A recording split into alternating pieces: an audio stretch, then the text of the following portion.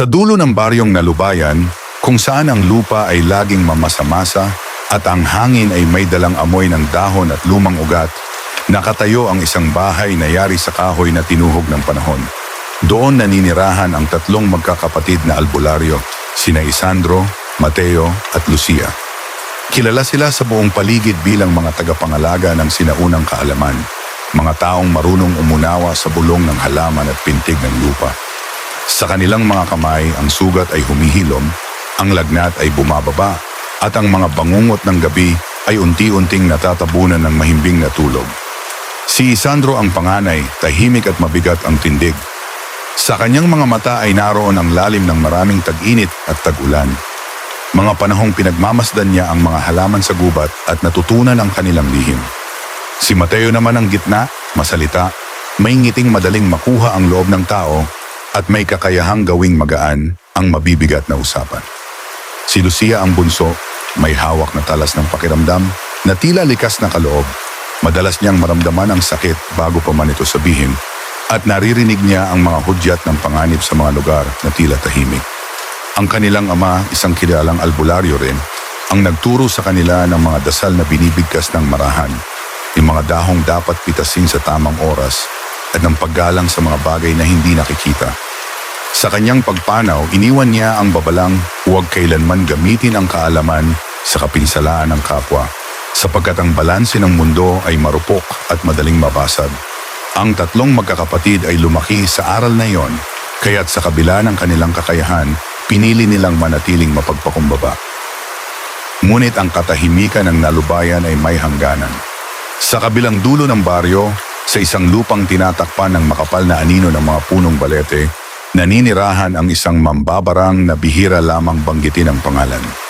Siya'y kilala sa bulong-bulungan bilang si Dalmasio, isang taong naglakbay sa maraming lugar at umuwi na may dalang kaalamang hindi na kinikilala ng karamihan. Ang kanyang mga mata ay laging tila nagmamasid at ang kanyang presensya ay nagdudulot ng pangamba kahit sa pinakamatapang. Matagal nang may alitan sa pagitan ng mga albularyo at ng mambabarang, isang lamat na nag-ugat sa magkaibang paniniwala. Habang ang mga albularyo ay naglilingkod upang magpagaling, ang mambabarang ay gumagamit ng kaalaman upang maghiganti, magtanim ng takot at ipakita ang kapangyarihan. Hindi ito lantaran, ngunit sapat ang mga bulong upang maging mabigat ang hangin tuwing magtatagpo ang kanilang mga daan. Isang umaga, habang sumisikat ang araw at binabalot ng hamog ang mga palayan, napansin ni Lucia ang kakaibang katahimikan. Ang mga ibon ay hindi umaawit at ang mga aso sa paligid ay tila nagtatago sa lilim. Sa kanyang dibdib ay may bumigat na pakiramdam na hindi niya maipaliwanag. Sa loob ng bahay, abala si Isandro sa paghahanda ng mga tuyong dahon habang si Mateo ay nagkukwento sa isang kapitbahay na dumulog para sa lunas. Hindi nagtagal, ang katahimikan ay napalitan ng biglaang kirot. Si Isandro ang unang napaupo. Ang kanyang mga kamay ay nanginig at ang kanyang noo ay nabasa ng malamig na pawis. Ang mga dahong hawak niya ay nalaglag sa sahig at ang kanyang paghinga ay naging mabigat. Si Mateo na kanina'y masigla ay biglang napahinto sa pagsasalita. Ang kanyang mga mata ay nagdilim na tila may ulap na pumasok sa loob ng kanyang isip. Si Lucia na nakatayo sa may pintuan ay nakaramdam ng tila paggapang ng lamig sa kanyang likod, isang senyales na pamilyar sa kanya bilang babala. Ang kapitbahay ay nagmadaling umalis, iniwan ang tatlo sa gitna ng kanilang biglaang karamdaman. Sinubukan ni Lucia na maghanda ng mga halamang lunas, ngunit ang kanyang mga kamay ay mabigat at ang mga dahon ay tila walang bisa. Ang mga dasal na karaniwan nilang binibigkas ay nauudlot sa kanyang lalamunan, parang may humaharang na hindi niya makita. Sa bawat sandali, ang kanilang kalagayan ay lumalala. Si Isandro ay nawala ng lakas sa mga binti, si Mateo ay nagkakaroon ng mabangungot kahit gising, at si Lucia ay nakararamdam ng kirot sa dibdib na parang may kumakapit sa kanyang puso. Sa gitna ng paghihirap, isang pangalan ang pumasok sa kanilang isipan, hindi bilang hinala, kundi bilang malinaw na katotohanan. Ang mambabarang ay kumilos. Sa labas ng bahay, ang hangin ay biglang umikot, dala ang amoy ng lupa at usok. Sa ilalim ng lilim ng balete, si Dalmasio ay nakaupo. Ang kanyang mga kamay ay may hawak na munting sisidlan na puno ng lupa buhok at mga piraso ng damit na tila pamilyar. Ang kanyang mukha ay walang emosyon, ngunit sa kanyang mga mata ay may ningning ng tagumpay. Hindi niya kailangan ng mga salita, sapat na ang kaalamang ang kanyang ginawa ay may bisa. Sa loob ng bahay ng mga albularyo, nagtipon ang tatlong magkakapatid sa gitna ng silid. Sa kabila ng sakit, nagtagpo ang kanilang mga tingin at sa katahimikan ay nagkaroon ng tahimik na kasunduan. Hindi sila susuko. Ang kanilang kaalaman ay hindi lamang para sa pagpapagaling ng iba, kundi para rin sa pagtatanggol ng sarili at ng balanse na kanilang pinangangalagaan. Habang ang araw ay unti-unting lumulubog at ang mga anino ay humahaba, nagsimula ang unang yugto ng kanilang pakikibaka, isang laban na hindi lamang sa katawan, kundi sa diwa at paniniwala. Sa gabing iyon, aon ninisa ni Hemer Penion sa ilalim ng mga bituin na tila nagmamasid, ang kapalaran ng tatlong magkakapatid ay nagsimulang magbago at ang nalubayan ay hindi na muling magiging tahimik gaya ng dati. Sumapit ang gabi na mabigat ang hangin, tila may dalang panata ang dilim. Sa loob ng bahay ng magkakapatid, ang lampara ay nanginginig ang apoy. Animoy nakikisabay sa hina ng kanilang mga katawan. Ang katahimikan ay pinupunit lamang ng mahinang paghinga ni Isandro at ng paminsang ungol ni Mateo, habang si Lucia ay nakaupo sa sahig, pinipilit ipirmi ang isip sa gitna ng naglalabang takot at paninindigan. Unti-unting binalikan ni Isandro ang kanyang lakas. Sa kabila ng kirot, pilit niyang inangat ang sarili at umupo ng tuwid. Sa kanyang isipan ay bumabalik ang mga aral ng kanilang ama, ang tamang sandali ng paggalaw, ang paggalang sa dilim, at ang pag-iingat sa bawat hakbang. Alam niyang ang anumang maling galaw ay maaaring magpalala ng kanilang kalagayan.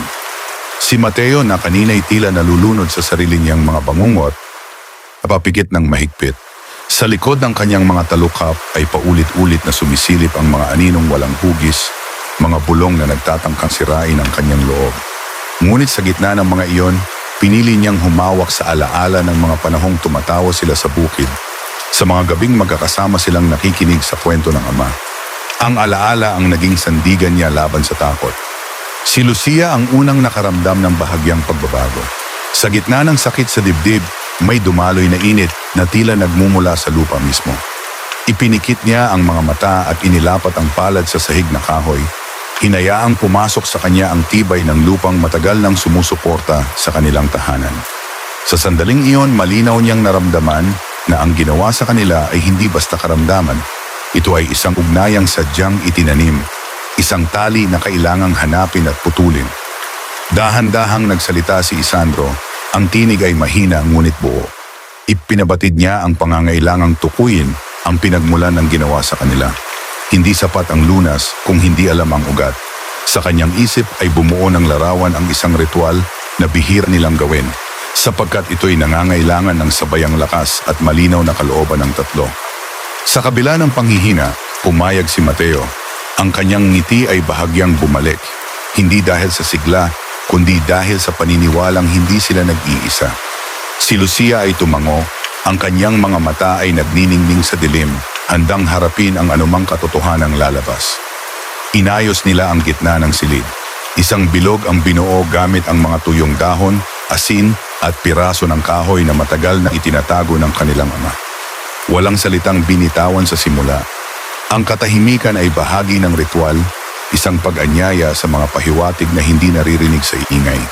Umupo sila sa tatlong panig ng bilog, magkakaharap, ang mga palad ay nakapatong sa lupa. Habang lumalalim ang gabi, nagsimulang magbago ang hangin sa loob ng bahay. Ang lampara ay tumigil sa panginginig at ang apoy ay naging tuwid at malinaw. Sa sandaling iyon, isang bigat ang dumaan sa kanilang mga balikat, kasunod ang malamig na haplos na tila humahaplos sa kanilang batok. Hindi sila umatras. Sa halip, hinayaang dumaan ang pakiramdam, gaya ng itinuro sa kanila. Ang paglaban ay hindi laging pagkontra, minsan ito'y pag-unawa. Sa kanilang isipan ay unti-unting lumitaw ang isang larawan. Ang balete sa dulo ng baryo, ang lupang hitik sa anino, at ang anyong nakaupo sa ilalim nito. Hindi na nila kailangan ng pangalan. Ang anyo ay malinaw at ang layunin ay hindi nalingid. Ang ginawa sa kanila ay hindi basta galit. Ito'y hamon. Nang matapos ang ritual, ang tatlo ay napaupo ng matagal, Pinoproseso ang bigat ng kanilang nakita. Ang sakit ay hindi pa nawawala, ngunit may malinaw na pagbabago. Isang kaunting ginhawa, sapat upang makapag-isip ng maayos. Alam nilang ang susunod na hakbang ay mas mapanganib, ngunit ito rin ang tanging daan. Sa labas, ang gabi ay patuloy na lumalalim. Sa ilalim ng mga bituin, ang balete ay tahimik na nakatayo, waring naghihintay. Sa loob ng bahay ng mga albularyo, ang tatlong magkakapatid ay nagtipon ng lakas at paniniwala, handang tahakin ang landas na matagal nilang iniiwasan. Ang laban ay malinaw na nagsimula at ang mga susunod na araw ay maghahayag ng tunay na tibay ng kanilang pagkakapatiran. Pagsapit ng madaling araw, hindi pa tuluyang naghihilom ang mga katawan ng tatlong magkakapatid, ngunit ang kanilang diwa ay mas malinaw kaysa noong nagdaang gabi. Ang liwanag ng unang sikat ng araw ay dahan-dahang pumasok sa mga siwang ng bintana, tila maingat na sinusukat ang bigat ng nangyari. Sa bawat hibla ng liwanag, may kasamang pangako ng bagong lakas, bagamat batid nilang hindi sapat ang liwanag upang pawiin ang aninong nakaangkla sa kanila. Si Isandro ang unang tumayo. Mabagal ang kanyang kilos, ngunit ang kanyang mga mata ay buo ang pasya. Lumapit siya sa baul na matagal nang hindi binubuksan, isang lalagyan ng mga lumang gamit na iniwan ng kanilang ama. Sa pagbukas nito, sumalubong ang amoy ng pinatuyong kahoy at halamang gamot, kasabay ng mga alaala ng mga panahong sila'y tinuturuan pa lamang. Maingat niyang inilabas ang isang lumang telang nakabalot sa maliit na supot, tanda ng mga ritual na ginagamit lamang sa oras ng matinding pangangailangan. Si Mateo ay nakaupo sa tabi ng mesa, ang mga daliri ay bahagyang nanginginig habang pinagmamasdan ang galaw ng panganay. Sa kabila ng panghihina, may bumabalik na sigla sa kanyang mukha. Ang takot na sumiksik sa kanyang isipan kagabi ay unti-unting napapalitan ng galit na tahimik, ngunit matatag. Hindi siya sanay na maging biktima. Ang kanyang likas na tapang ay nag-aalab, handang harapin ang pinanggalingan ng kanilang dinaranas. Si Lucia naman ay tahimik na nakamasid. Sa kanyang dibdib ay may natitirang bigat, ngunit mas malinaw na ngayon ang mga hudyat na kanyang nararamdaman. Ang lupa sa ilalim ng bahay ay tila may mahinang pintig, isang senyales na ang ugnayang itinanim sa kanila ay patuloy na kumakapit. Alam niyang hindi sapat ang paghahanda sa loob ng bahay. Kailangan nilang harapin ang pinagmulan bago tuluyang lumalim ang tali. Lumabas ang tatlo sa bakuran. Ang paligid ay tila karaniwan. Ang mga punong kahoy ay nakatayo sa umagang liwanag at ang mga ibon ay nagsisimula ng umawit. Ngunit sa likod ng karaniwang anyo ay may nakatagong tensyon, isang katahimikang hindi natural. Sa bawat hakbang nila palayo sa bahay, ang bigat sa kanilang mga katawan ay bahagyang lumalala na para bang may humihila pabalik. Naglakad sila patungo sa dulo ng baryo sa direksyong matagal na nilang iniiwasan. Ang landas ay makitid at natatakpan ng mga ugat at ang hangin ay unti-unting nagiging malamig habang sila'y papalapit. Walang nagsasalita, sapat na ang tunog ng kanilang mga hakbang at ang mahinang pagaspas ng mga dahon. Ang bawat isa ay abala sa sariling pag-iisip, ngunit ang layunin ay iisa. Sa di kalayuan, unti-unting lumitaw ang balete. Ang puno ay tila mas malaki kaysa sa alaala nila, ang mga ugat ay nakausli sa lupa na parang mga daliring handang sumunggab.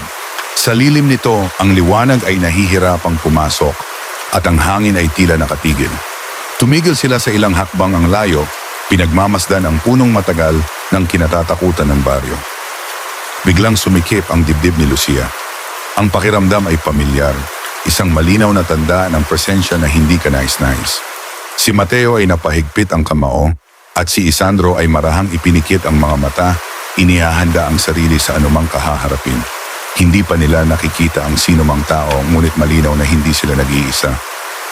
Sa paligid ng balete may mga bakas na sariwa, mga lupang bagong hukay at mga palamuting hindi kabilang sa karaniwang ritual ng baryo.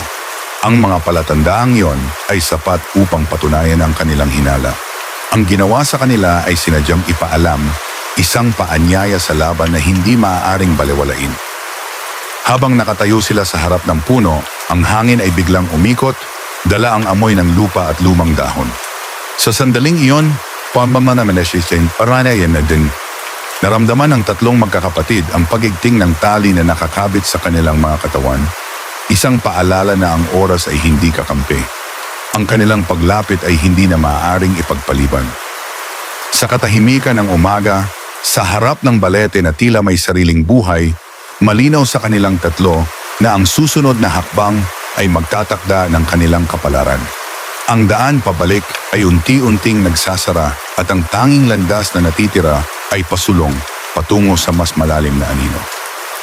Hindi sila agad lumapit sa balete. Tumayo muna ang tatlong magkakapatid sa pagitan ng liwanag at anino, tila sinusukat ng kanilang mga mata ang bigat ng lugar. Sa bawat sandaling lumilipas, mas lalong lumalalim ang pakiramdam na may nakamasid, hindi mula sa itaas o sa paligid, kundi mula sa mismong lupa na kanilang tinatapakan. Si Isandro ang unang kumilos. Marahan niyang inilapag ang supot na kinuha sa baul ng kanilang ama sa ibabaw ng lupa. Sa sandaling dumampi ito sa damuhan, bahagyang nagbago ang ihip ng hangin at ang mga dahon ng balete ay sabay-sabay na kumaluskos. Walang salitang binitawan si Isandro, ang kanyang kilos ay sapat na pahayag ng layunin. Lumapit si Mateo at inilatag ang mga kamay sa magkabilang tagiliran ng supot. Sa kanyang dibdib ay may kumakapit na galit, ngunit pinili niyang pigilan ito. Alam niyang ang padalos-dalos na damdamin ay maaaring magbukas ng mas malaking puwang para sa kapinsalaan. Sa halip, hinayaan niyang maging malinaw ang isip, inaalala ang bawat aral na itinuro sa kanila. Ang lakas ay hindi palaging nasa tapang, kundi sa disiplina. Si Lucia ang huling lumapit. Sa bawat hakbang niya ay may kirot na dumadaloy sa kanyang katawan, ngunit kasabay nito ay may kakaibang linaw. Nang ilapag niya ang kanyang palad sa lupa, malinaw niyang naramdaman ang ugnayang nagdurugtong sa kanila at sa ginawa sa kanila. Ang tali ay naroon pa rin, mahigpit at malamig, ngunit ngayon ay mas malinaw ang direksyon nito. Unti-unting nabuo ang isang tahimik na bilog sa paligid ng supot. Hindi ito ritual na may mga galaw na kapansin-pansin. Sa halip, ito'y isang pagkakahanay ng kalooban. Ang balete ay tila tumatangkad, ang mga ugat ay lalong lumalabas sa lupa at ang lilim ay bumibigat. Sa gitna ng katahimikan, may narinig silang mahinang pagaspas, parang yabag na hindi ganap na naririnig. Mula sa likod ng puno unti-unting lumitaw ang isang anyo.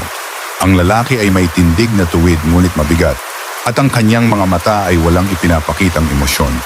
Hindi siya lumapit agad. Nanatili siyang nasa gilid ng anino, sapat ang layo upang ipaalam ang kanyang presensya, ngunit hindi ang kanyang intensyon.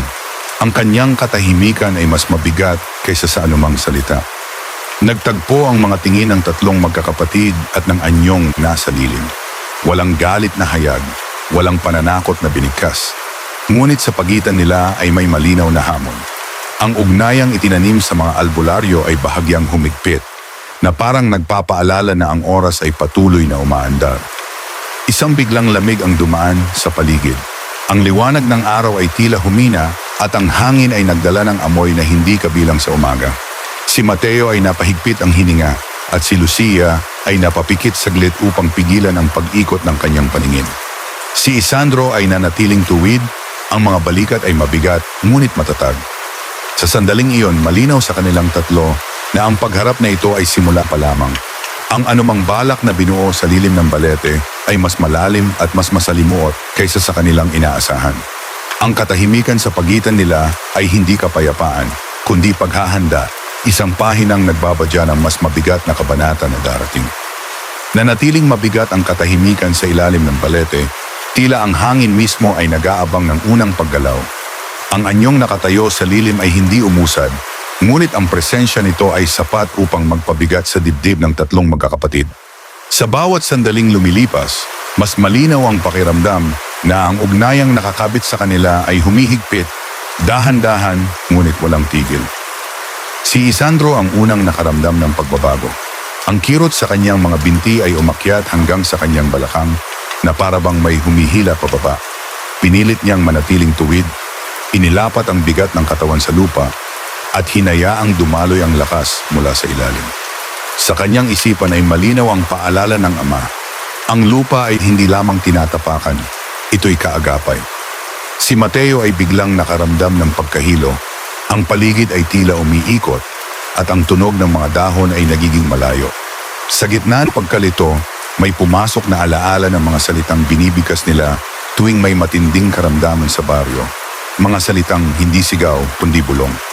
Hinawakan niya ang sarili, pinipiling manatiling gising at malinaw ang isip kahit ang katawan ay nagsisimula ng sumuko. Si Lucia naman ay napaluhod, ang palad ay mariing nakadikit sa lupa. Ang kirot sa kanyang dibdib ay lumalim, ngunit kasabay nito ay may pumasok na malinaw na pagkaunawa. Ang ginawa sa kanila ay hindi lamang panlabas na ugnayan.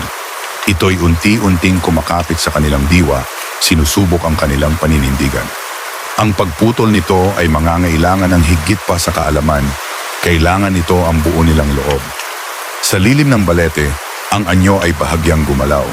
Isang hakbang ang kanyang ginawa pasulong, sapat upang mas malinaw ang kanyang anyo sa liwanag. Ang kanyang mukha ay payapa, ngunit sa kanyang mga mata ay may lamig na hindi nagmumula sa paligid.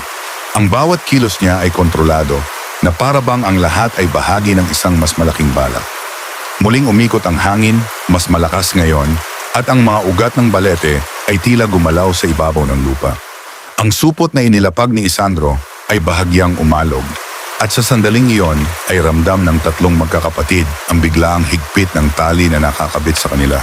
Si Mateo ay napahawak sa dibdib, si Lucia ay napapikit sa sakit, at si Isandro ay napasinghap ng malalim. Hindi pa ito ang huling hampas, malinaw sa kanila iyon. Ang ginagawa sa kanila ay isang paalala ng kapangyarihang nakaharap nila, isang babala na ang susunod na hakbang ay may kapalit. Sa kabila nito, walang umatras. Ang kanilang paninindigan ay tahimik ngunit matatag, hinubog ng mga taon ng paglilingkod at paggalang sa balanse. Habang unti-unting bumabalik ang hangin sa dati nitong ihip, ang anyo sa lilim ay huminto sa paglapit. Sa halip na natili siyang nakatayo, tila sinusukat ang tibay ng tatlong magkakapatid. Ang saglit na paghaharap ay hindi nagbunga ng malinaw na wakas, ngunit nag-iwan ito ng malinaw na pahayag. Ang laban ay malayo pa sa katapusan. Sa paglipas ng mga sandaling iyon, naramdaman ng tatlong magkakapatid ang bahagyang pagluwag ng tali. Hindi ito ginhawa, kundi pahinga lamang, sapat upang makapag-isip at makapagpasya. Sa ilalim ng balete, sa pagitan ng liwanag at anino, malinaw sa kanila na ang susunod na yugto ay mangangailangan ng mas malalim na paghahanda at mas matibay na pagkakaisa. Ang kanilang paglalakbay ay hindi na lamang tungkol sa kanilang sarili, kundi sa balanse na matagal na nilang pinangangalagaan. Umalis ang tatlong magkakapatid sa ilalim ng balete nang hindi lumilingon. Hindi dahil sa takot, kundi dahil batid nilang ang pananatili roon ay magpapahina pa sa kanilang katawan. Ang bawat hakbang palayo ay mabigat, na para bang ang lupa mismo ay nag-aatubiling pakawalan sila. Sa kabila nito, pinilit nilang panatilihin ang kanilang pagkakahanay. Magkakatabi, sabay sa isang hakbang. Sa pagbalik nila sa baryo, kapansin-pansin ang pagbabago sa paligid. Ang mga bahay ay tila mas tahimik, ang mga tao ay bihirang lumabas, at ang mga sulyap na ibinibigay sa kanila ay puno ng pag-aalala. Ramdam ng mga taga-nayon ang kakaibang bigat, kahit wala silang alam sa pinagmulan nito. Ang sakit ng tatlong albularyo ay unti-unting nagiging anino sa buong nalubayan. Pagdating sa kanilang bahay, agad na nagsara si Isandro ng pinto. Ang loob ay malamig, at ang amoy ng mga halamang gamot ay hindi na kasing lakas ng dati. Parang may humihigop ng bisa sa paligid, isang senyales na ang ugnayang nakakabit sa kanila ay patuloy na kumikilos kahit sila'y nasa loob ng sariling tahanan. Umupo silang tatlo sa gitna ng silid. Walang nagsalita sa una. Ang katahimikan ay hindi kawalan ng ideya, kundi paghahanap ng tamang anyo ng lakas. Sa wakas, si Isandro ang dahan-dahang huminga ng malalim, pinapakalma ang sarili bago hayaang bumuo ng pasya ang kanyang isipan. Alam niyang ang karaniwang kaalaman ay hindi sapat. Ang ginawa sa kanila ay masinsin at matagal nang inihanda, at ang pagputol dito ay mangangailangan ng pagbalik sa mas lumang aral. Mga kaalamang bihira nilang galawin, hindi dahil bawal, kundi dahil mabigat ang kapalit. Ang mga aral na iyon ay itinuro ng kanilang ama bilang huling sandigan, ginagamit lamang kapag ang balanse ay nasa bingit ng pagkawasak. Si Mateo ay nakayuko, ang mga kamay ay mahigpit na magkasalikop. Sa kanyang dibdib ay may naglalabang damdamin, galit at takot, ngunit higit sa lahat, pangamba para sa mga taong umaasa sa kanila. Kung sila'y tuluyang manghina, sino ang tutulong sa baryo? Ang tanong na iyon ang unti-unting nagpatibay sa kanyang loob.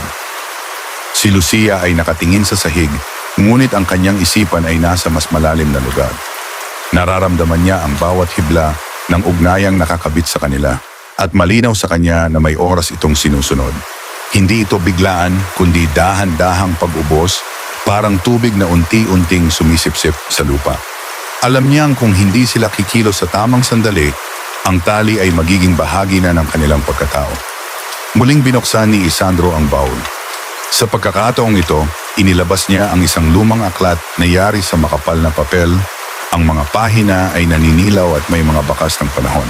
Ito ang aklat na bihira nilang buksan, ang tala ng mga karanasang hindi na ipapasa sa karaniwang pagtuturo. Inilapag niya ito sa gitna at sa sandaling iyon ay tila bumigat ang hangin sa silid. Habang unti-unting binubuklat ang mga pahina, ang bawat linya ay may kasamang ala-ala ng boses ng kanilang ama. Paalala ng pag-iingat, ng pagpili ng tamang dahilan. Ang mga salitang iyon ay hindi naguutos, kundi nagtatanong, handa ba silang tanggapin ang kapalit? Sa gitna ng kanilang paghahanda, malinaw sa tatlong magkakapatid na ang susunod na hakbang ay maglalapit sa kanila sa hangganan ng kanilang kaalaman. Ang laban ay hindi na lamang laban sa mambabarang, kundi laban din sa sarili, sa takot, sa pag-aalinlangan at sa bigat ng kapasyahang magtatakda ng kanilang kinabukasan. Lumalim ang gabi habang nakabukas ang lumang aklat sa gitna ng silid. Ang liwanag ng lampara ay bumabagsak sa mga pahina, inilalantad ang mga sulat kamay na tila isinulat sa iba't ibang panahon. Ang bawat marka ay may bigat at sa katahimikan ay malinaw na naririnig ang mahinang lagitik ng kahoy sa ilalim ng kanilang mga paa, na parabang ang bahay mismo ay nakikinig. Si Isandro ay dahan-dahang nagbasa, hindi sa tinig kundi sa isip. Ang mga talata ay naglalarawan ng mga ugnayang itinanim sa tao, ng mga tali na nagmumula sa galit at paghihiganti, at ng mga paraan upang harapin ang mga ito nang hindi sinisira ang balanse. Hindi ito mga ritual na mabilis gawin. Ang bawat hakbang ay nangangailangan ng malinaw na dahilan at buo ang loob. Si Mateo ay unti-unting tumayo at lumakad patungo sa bintana. Sa labas, ang baryo ay tila natutulog, ngunit ang katahimikan ay hindi mapayapa. May mga ilaw na patay ng mas maaga kaysa karaniwan at ang hangin ay may dalang malamig na haplos. Sa kanyang dibdib ay may bigat na hindi nawawala. Ngunit kasabay nito ay may lumalakas na paniniwala na ang kanilang laban ay hindi lamang para sa sarili. Si Lucia ay nanatiling nakaupo, ang mga palad ay nakapatong sa sahig. Ang kanyang mga mata ay nakapikit at ang kanyang paghinga ay mabagal at malalim. Sa bawat paghinga, sinusubukan niyang sundan ang pintig ng lupa, hanapin ang tamang sandali kung kailan pinakamahina ang ugnayang nakakabit sa kanila. Sa gitna ng kanyang pagninilay, may lumitaw na malinaw na pakiramdam. Ang susi ay nasa pagkakaisa nilang tatlo, hindi sa lakas ng isa lamang. Nang muling magsalita si Isandro, ang kanyang tinig ay mababang ngunit tiyak. Ipinabatid niya na ang kanilang nabasa ay nangangailangan ng sabayang pagharap sa lugar kung saan unang itinanim ang ugnayan. Hindi sapat ang pagputol mula sa malayo, kailangan nilang bumalik, dala ang kaalamang handa na silang tanggapin ang kapalit. Si Mateo ay lumingon mula sa bintana, ang kanyang mukha ay seryoso. Wala na sa kanya ang pag-aalinlangan ng mga nakaraang araw. Sa halip, may malinaw na pasya na sumilay. Isang pagtanggap na ang landas na kanilang tatahakin ay hindi ligtas, ngunit kinakailangan. Tumango siya, ipinapakita ang kanyang pagsang-ayon ng walang pag-aatubili. Si Lucia ay marahang nagmulat ng mga mata. Sa kanyang tingin ay may halo ng pagod at linaw. Alam niyang ang oras ay papalapit na at ang pag-urong ay magdudulot lamang ng mas malaking kapinsalaan. Ang kanyang katahimikan ay sapat na tugon, isang tahimik na pangako na sasamahan niya ang kanyang mga kapatid hanggang sa huli. Sa sandaling iyon, may mahinang pag-ugong na dumaan sa paligid na parabang ang lupa mismo ay tumugon sa kanilang pasya. Ang bigat sa kanilang mga dibdib ay bahagyang gumaan, hindi dahil tapos na ang laban, kundi dahil malinaw na ang direksyon. Ang pag-aalinlangan ay napalitan ng paghahanda at ang takot ay napalitan ng pag-unawa. Habang isinasara ni Isandro ang lumang aklat, malinaw sa kanilang tatlo na ang susunod na araw ay magiging mahalaga. Ang kanilang paghahanda ay hindi na maaaring ipagpaliban. Sa katahimikan ng gabing iyon, sa loob ng bahay na saksi sa kanilang paglaki at pagkatuto, Ang tatlong magkakapatid ay tahimik na nagtipon ng lakas, handang harapin ang pinakamabigat na bahagi ng kanilang pagsubok. Dumating ang umaga na may dalang mabigat na ulap, kahit hindi maulap ang langit. Ang liwanag ay maputla at ang hangin ay tila nagdadalawang isip kung ihip ba o mananatiling nakabitin sa paligid. Sa loob ng bahay, ang tatlong magkakapatid ay maagang nagising, hindi dahil sa ingay, kundi dahil sa bigat na patuloy na kumakapit sa kanilang diwa. Si Isandro ay tahimik na naghanda, inilatag niya ang mga gamit na kinakailangan. Mga halamang pinili sa tamang oras, mga piraso ng kahoy na may marka ng mga panalangin, at ang supot na minsang inilapag sa ilalim ng balete. Ang bawat bagay ay inilagay ng may pag-iingat, hindi bilang ritual na nakasanayan, kundi bilang pagpapatibay ng kanilang layunin. Si Mateo ay tumulong ng walang salita. Ang kanyang kilos ay mas mabagal kaysa dati, ngunit may malinaw na disiplina. Sa bawat pag-abot ng gamit, ramdam niya ang bahagyang kirot sa dibdib, isang paalala na ang ugnayan ay hindi pa napuputol. Gayunpaman, ang kirot ay hindi na nakapanghihina. Sa halip, ito'y nagsisilbing paalala na dahilan kung bakit sila kikilos. Si Lucia ay lumabas sandali sa bakuran. Lumuhod siya at inilapat ang palad sa lupa, hinahanap ang tamang pintig. Ang lupa ay malamig, ngunit hindi sarado. May bahagyang daloy ng init, senyales na ang kanilang pagkilos ay hindi tututulan ng paligid. Sa sandaling iyon, malinaw niyang naramdaman na ang oras ay dumating na, ang sandaling pinakahina ang kapit ng ugnayang itinanim sa kanila.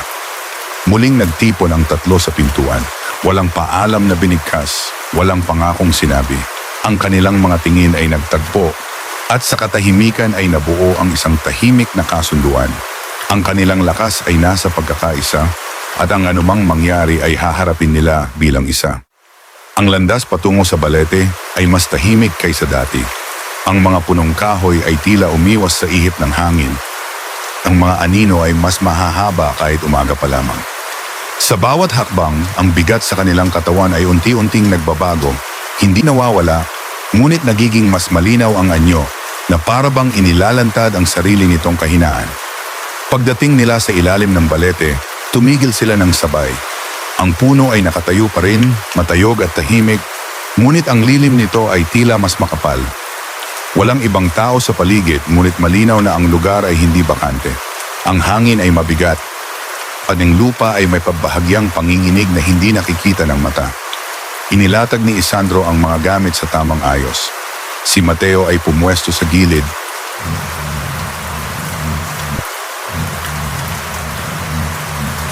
Ang mga paa ay matatag na nakabaon sa lupa. Si Lucia ay umupo sa harap, ang mga palad ay muling dumampi sa damuhan. Walang galaw na labis, walang kilos na padalos-dalos. Ang kanilang paghahanda ay payak, ngunit ang bigat ng layunin ay sapat upang magbago ang paligid. Sa sandaling iyon, naramdaman nilang tatlo ang biglang higpit ng ugnayan, isang huling pagsubok na tila sinusukat kung mag-aatubili pa sila. Ngunit walang umatras. Sa halip, ang kanilang mga paghinga ay naging sabay at ang kanilang isipan ay naging malinaw. Sa ilalim ng balete, sa pagitan ng liwanag at anino, nagsimula ang sandaling matagal ng hinihintay. Isang tahimik, ngunit mabigat na pagtutuos na magtatakda ng kahihinatnan ng lahat. Hindi agad gumalaw ang paligid, ngunit may malinaw na pagbabago sa hangin. Ang bigat na matagal nang nakadagan sa dibdib ng tatlong magkakapatid ay tila nag-ipon ng lakas. Naghihintay ng tamang sandali upang bumitaw o humigpit pa. Sa ilalim ng balete, ang katahimikan ay hindi kawalan ng galaw, kundi pagsukat ng loob. Si Isandro ang unang nakaramdam ng pag-urong ng ugnayan. Hindi ito biglaan, sa halip parang isang buhol na unti-unting niluluwagan. Yang kanyang mga balikat ay bahagyang gumaan at sa unang pagkakataon mula nang magsimula ang kanilang pagsubok, nakahinga siya ng mas malalim. Ngunit alam niyang ang ginhawang iyon ay pansamantala lamang. Isang hudyat na ang tunay na pagharap ay nasa harapan na. Si Mateo ay napapikit, ang kanyang noo ay bahagyang nakakunot. Sa kanyang isipan ay may sumulpot na mga alaala, hindi lamang ng kanilang pamilya, kundi ng mga taong tinulungan nila sa baryo. Ang mga mukhang iyon ang naging sandigan niya, nagpapaalala kung bakit hindi sila maaaring umatras. Sa bawat paghinga, ramdam niya ang bahagyang pagluwag ng kirot, sapat upang makapag-focus sa kasalukuyan. Si Lucia ay nanatiling nakaluhod, ang mga palad ay mariing nakadikit sa lupa. Ang pintig na kanina'y magulo ay unti-unting nagiging malinaw. Sa gitna ng pagninilay naramdaman niya ang pagdaan ng isang presensya, hindi mabigat gaya ng dati, ngunit tiyak at malinaw. Ang ugnayang itinanim sa kanila ay nagsisimulang mawala ng balanse at ang sandaling iyon ang pinakahihintay nila. Mula sa lilim ng balete, unti-unting lumitaw ang anyo ng lalaking matagal nang nagmamasid. Ang kanyang mga hakbang ay mabagal, ngunit may kasamang bigat. Sa bawat hakbang niya palapit, ang hangin ay tila humihigpit at ang lupa ay bahagyang nanginginig. Hindi siya nagsalita, ang kanyang presensya ay sapat na pahayag ng hamon. Nagtagpo ang kanilang mga tingin. Walang galit na hayag, walang takot na ipinakita. Sa pagitan nila ay may tahimik na pagtutuos, isang banggaan ng paninindigan. Ang ugnayang nakakabit sa tatlong magkakapatid ay biglang humigpit muli na para bang pinapaalala ang presyong nakataya. Sa sandaling iyon, sabay-sabay na huminga ang tatlo. Ang kanilang mga katawan ay pagod, ngunit ang kanilang kalooban ay buo. Ang paligid ay tila nakinig sa kanilang pagkakaisa at ang hangin ay bahagyang umikot, dala ang amoy ng lupa at dahon. Ang bigat ay hindi naganap na nakapanghihina. Ito'y nagiging hamon na maaari ng harapin.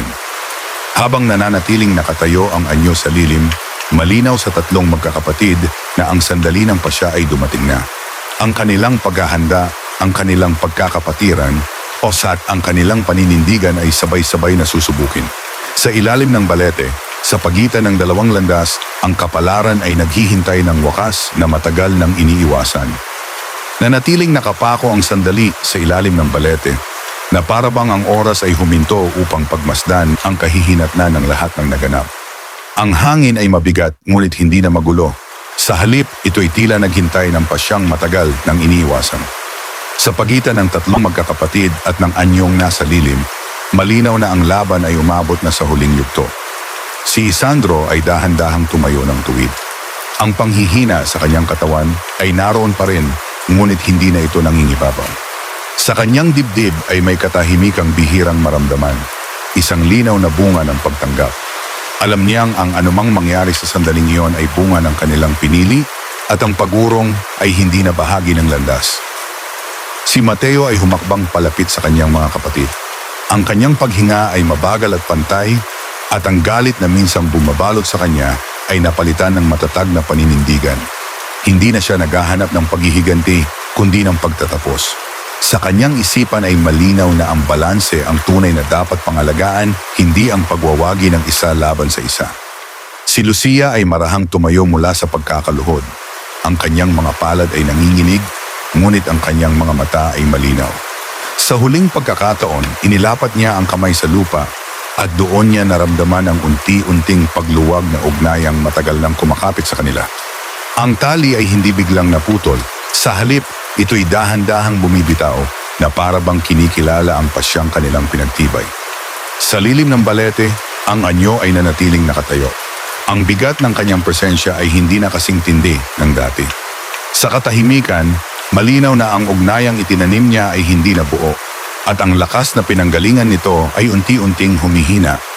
Ang paligid ay tila huminga ng sabay at ang mga ugat ng balete ay bahagyang lumubog pabalik sa lupa. Unti-unting nagbago ang hangin. Ang lamig na matagal nang bumabalot sa lugar ay napalitan ng bahagyang init, sapat upang maramdaman ang paggalaw ng buhay. Ang tatlong magkakapatid ay nakaramdam ng biglaang panghihina, hindi bilang kapinsalaan, kundi bilang pagbitaw ng bigat na matagal nilang pasan. Ang ugnayang kumapit sa kanilang diwa ay tuluyan ng lumuwag, iniwan silang pagod ngunit buo. Sa paglipas ng mga sandaling iyon, ang anino sa ilalim ng balete ay tila unti-unting humalo sa paligid, nawawala sa pagitan ng mga ugat at dahon. Walang habol, walang sigaw. Ang pagkawala nito ay tahimik, gaya ng pagdating. Ang puno ay nanatiling nakatayo, ngunit ang presensya nito ay hindi na kasing bigat, na para bang naibalik ang balanse na matagal nitong kinimkim. Tahimik na tumayo ang tatlong magkakapatid sa ilalim ng umagang liwanag. Walang tagumpay na ipinagdiwang, walang salitang binigkas. Ang kanilang mga katawan ay sugatan ng pagod, ngunit ang kanilang pagkakapatiran ay mas tumibay. Alam nilang ang kanilang kaalaman ay muling nasubok, at sa pagsubok na iyon ay pinili nilang manatiling tapat sa aral ng kanilang ama. Habang nilalakad nila ang daan pabalik sa baryo, ang paligid ay unti-unting bumalik sa dating anyo. Ang hangin ay gumaan at ang lupa ay muling naging tahimik. Sa likod nila, ang balete ay nanatiling saksi sa isang laban na hindi na kailangang ulitin. Sa Nalubayan, ang araw ay sumikat ng buo, at ang liwanag nito ay bumagsak sa mga bahay at bukirin na parang paalala ng pagpapatuloy. Ang tatlong magkakapatid na albularyo ay nagpatuloy sa kanilang landas, hindi bilang mga nagwagi, kundi bilang mga tagapag-ingat ng balanse. Tahimik, matatag, at handang humarap sa anumang anino na muling susubok sa katahimikan ng mundo.